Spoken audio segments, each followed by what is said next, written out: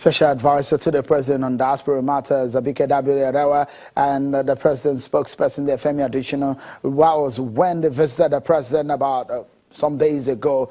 We will also let you know that we have a live feed there. There you can see in the background here, we're keeping you up to date. So you can also monitor as soon as the president touched down in the nation's capital. You will see it right there on your screen. We're giving you so much more that you need to know right here on Channels Television. Mr. Jiti Ogunye has been speaking to us on some of the issues that has been raised in the president's absence. So far, I think it's so good. Now that we know the president is alive, is back, he's kicking, and a lot of people say he might be back to his desk.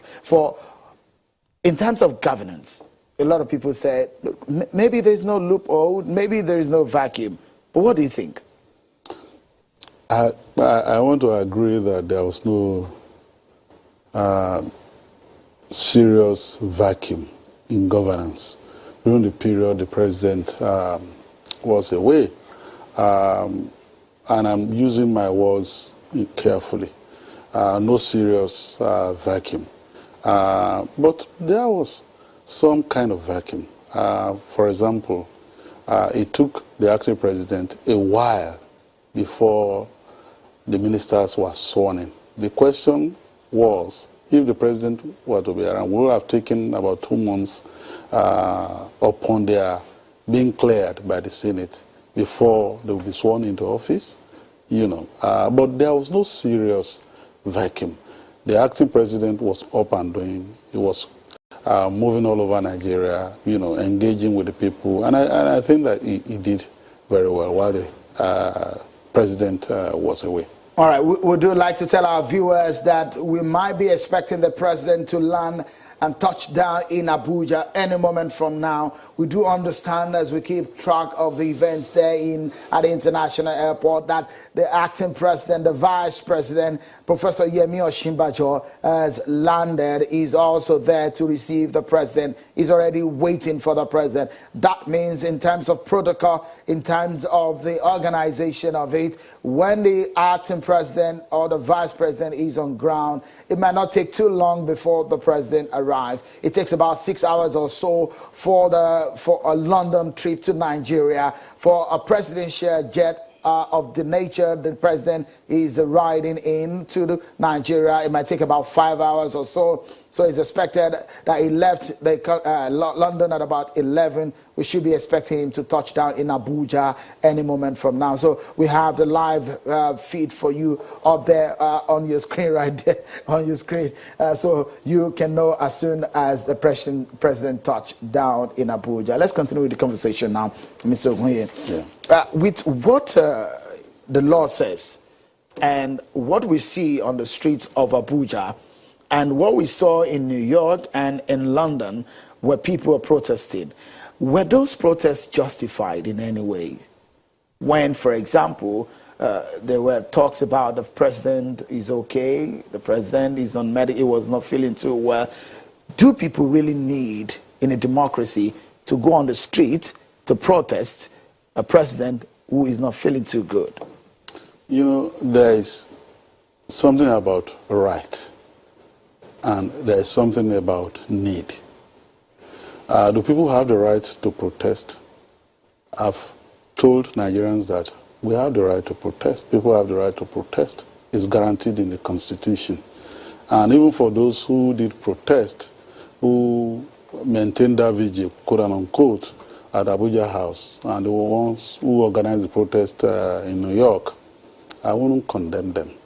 And that's why I will admonish the media team of the president and the party and all the people who love this president not to engage in reckless, vindicatory condemnation of those who protested, or retaliatory or retributive condemnation.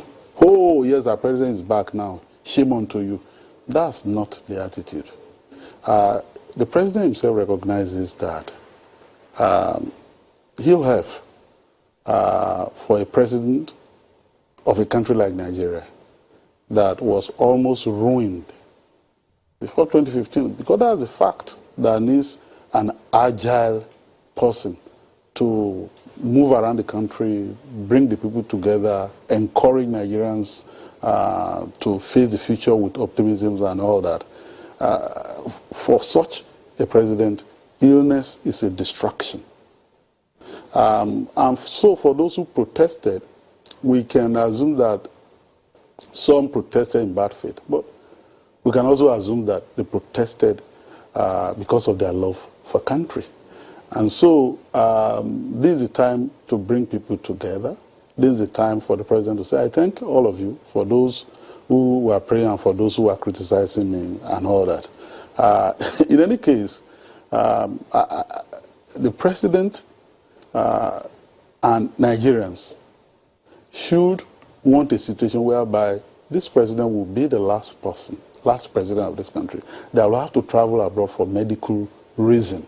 Because we can fall ill at any point in time. I have made the point that medical knowledge is almost universal. It's medical infrastructure that differs.